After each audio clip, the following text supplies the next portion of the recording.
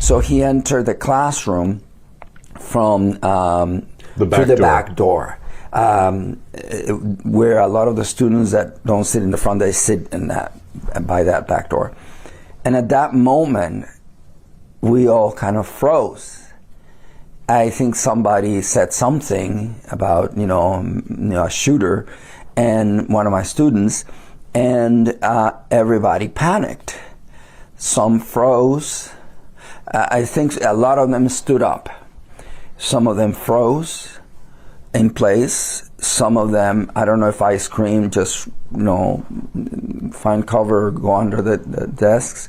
A lot of them went under, curled up in a ball and under their chairs, and others run. And the guy stepped in about a foot inside the classroom, not completely, just like a foot, and then, or even less than a foot, enough that I could see this figure, and it was so horrible. Because when you see someone who's totally masked, you don't see their face, you don't see their hands, you don't see it was like seeing a robot. It was like seeing something not human standing there, and all I could see was this silvery kind of a steel shiny weapon. I don't think it was a pistol. I think it was something larger than that. And then I could hear then the shots, and they were just as loud as the ones in the hallway. And it was just a nightmare. I think everybody under adrenaline did whatever they could. I don't know how long he stood there. Probably, he shot at least 15 shots. One after the other, one after the other, one after the other. Bang, bang, bang, bang, bang. He stepped out. And at that moment, because I don't recall what I did between his starting to shoot and what I'm going to tell you just now, my intuition told me he's walking down the hall and he's going to enter through the door I'm closest to. So I threw myself at that door, and I squatted, and I held the door like this so that my weight would keep it from, and I was putting my foot on the wall and holding like this so that he couldn't open it. All the time aware that he could just shoot the door handle and open it. But the only thing I thought I could do was that. At least I'll attempt to stop it. And that lasted for about 10 minutes. It was an eternity, or 12 minutes.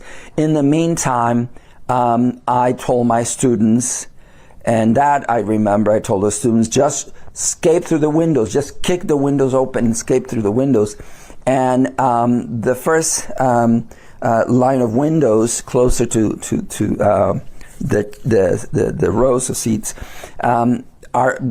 couldn't be kicked. Couldn't be broken. They are made out of very hard glass, probably for insulation. So they attempted, they couldn't open those. But then the second set of windows higher up, they were open, and there was big enough an opening, so they started escaping that way. In the meantime, the rest, there were quite a few on the floor, wounded, and I had some kids that were very heroic, and we're helping those that were wounded. And some of them, I don't know much about how to, what a paramedics do or what you do in a situation like that. But my students kind of knew what to do. So they were trying to cover the wounds with their hands so they didn't bleed to death. I think I'll be haunted by it. I definitely don't want to go to Berkey Hall because I couldn't go into that classroom after what I saw. I think the administration is going to move my class to a different building, same time but a different building. I don't know if I'll be nervous every time I teach. I don't know if I will. I don't know what the university is going to do, if they're going to put locks in rooms so that you can lock the room from the inside. I think that's one of the things that might happen. I don't know what that means. We're going to have to use gate cards to enter into a building and leave. But what does that say about our society? We are learning new information tonight about the gunman who turned the gun on himself as police approached him. Investigators are now revealing that 43-year-old Anthony McCrae had legally purchased 2 firearms that were used in that shooting spree. And while a motive still remains unclear, we are getting our first look at police body camera footage into McCrae's 2019 arrest. News Channel 3 investigative reporter Mike Kravsik explains why the prosecutor's decision more than 3 years ago is now under scrutiny tonight. Yeah, Jessica and Andy, and it's unclear if the shooter had even more plans for mayhem. Police revealing today they found 8 loaded magazine clips and 50 rounds of additional ammo in the shooter's backpack. They say the 2 firearms he used in the shooting were unregistered, a felony under Michigan law. McCrae faced the same charge following a 2019 arrest. Video we're about to show you from that encounter sheds light on McCrae's previous interactions with police and may give a reason why prosecutors may have ultimately agreed to a plea deal. After a college campus killing spree, police say the shooter, 43-year-old Anthony McCrae, said nothing as police tracked him down nearly 4 miles from the MSU campus. They exited their vehicle, ordered him to show his hands. However, he produced a weapon and then killed himself. You're under arrest right now. It was a much different encounter between Lansing police and McCrae back in 2019. What's the word, man? You work here? While following up on area burglaries, this officer begins questioning McCrae, spotted smoking by an abandoned building. You got any weapons on you or anything like that? Yeah. You have a weapon on you? Yeah. What do you have? 380. 380? McCrae admits he was carrying a loaded .380 Ruger handgun, pictured here in a police storage locker. You know you don't got a permit for it? No, but I'm working on it. I was working on getting my, Did you know that you needed a permit to carry that 380? Yeah, man, yeah, but it's late. I'm going to the store.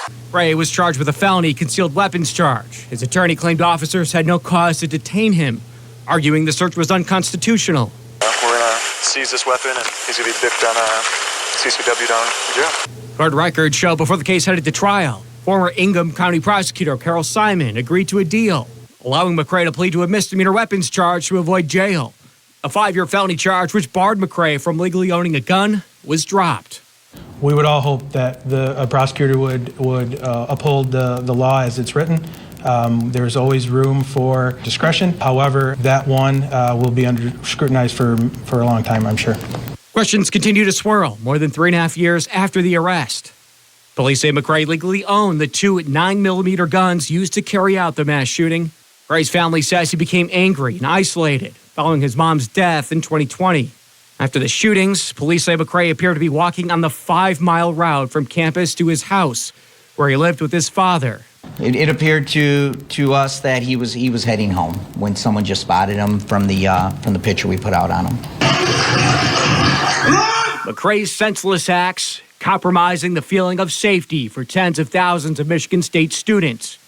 McCrae says safety was the reason he told police he carried a gun back in 2019. Why were you carrying it? Protection. Protection? Protection, man. Okay. Lansing police say they still have the weapon they confiscated from that 2019 arrest. Police say at some point after McCrae finished his probation in 2021, he acquired the weapons used in the mass shooting. Good evening. Drone footage from above the famous rock on the campus of Michigan State University on Wednesday night, showing thousands gathered to remember the lives lost during Monday night's shooting. The Spartan community is finding new ways to lean on each other tonight. Now, News Channel 3's Autumn Pitcher spoke to business owners and students today who are offering support during this difficult time. Autumn? Although campus was quiet today, students and business owners are staying Spartan strong and are being there for one another. Ozebo, an international student from Nigeria, was among few on campus today. A university with over 50,000 students, most streets remaining empty and quiet. Everywhere is deserted. People are still feeling very bad about that incident. However, Ozebo says he's amazed to see how much Spartans have been supporting and uplifting each other during this tragedy. It's been wonderful the way the faculties and the students rallied together after the unfortunate incident. Ozebo is an assistant teacher and works inside of Berkey, the first of 2 locations shooter Anthony McCrae went to. Ozebo was there just hours before the attack. I was on bus from this bus stop at Grand River here going home. After having our lectures at the Becky Hall. Wayne Weigel is the manager at Grand River Barber Company, his shop right across the street from Berkey Hall. So it's been difficult transitioning back into working after taking the day off, closing the shop down, knowing that it's going to be literally within view of us working here. Weigel tells me him and his employees are doing everything they can to be sensitive during this time and be a shoulder to lean on for those grieving. We've just been trying to make today a little bit more positive with the music that we're playing, the things that we're putting on the TV screens. Outside of his shop window, Weigel watches students laying flowers at a memorial. I've seen a lot of people walking by, taking a moment. He says students and community members have been able to share their emotions while sitting in the barber chair. Barbershop is a conversational space where you should feel safe to come down, talk about things that you want to talk about, or you can be quiet if you want to be quiet. Police say students have been taking advantage of counseling being offered by the university. Now, if you are affected by this tragedy, call 211 for mental health support.